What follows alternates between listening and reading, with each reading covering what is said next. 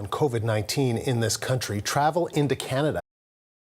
The Canadian government has asked all Canadians abroad to come home. The Prime Minister of Canada and the President of Did the you know United that nearly 39,200 special repatriation flights took almost 5.5 million citizens home after borders closed in March 2020? AirCanada was actively involved in repatriation efforts.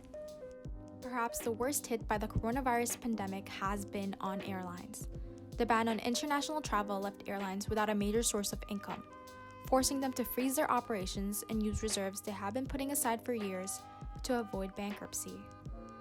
AirCanada has a few interesting partnerships in response to the pandemic. It has been collaborating with Shoppers Drug Mart to deliver COVID-19 tests that are now available to customers flying to any country that requires tests before flying. To prevent the spread of the virus, all AirCanada aircraft are equipped with high-efficiency particulate air filters that effectively trap 99.9% of bacteria and viruses from the recirculated air in the aircraft cabin. These filters are similar to those used in hospital rooms, and they renew the air in the cabin every 2 to 3 minutes.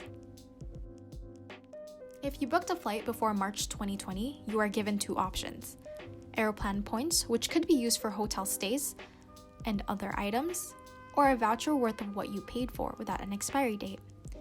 Originally, this voucher was only good for 24 months, but as of today, refunds will proceed as one of the two.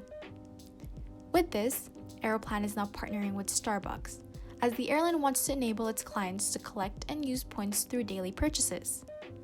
Canadian Air Passenger Rights President gave a statement that getting refunds is a fundamental right to the public and it needs to be done as soon as possible.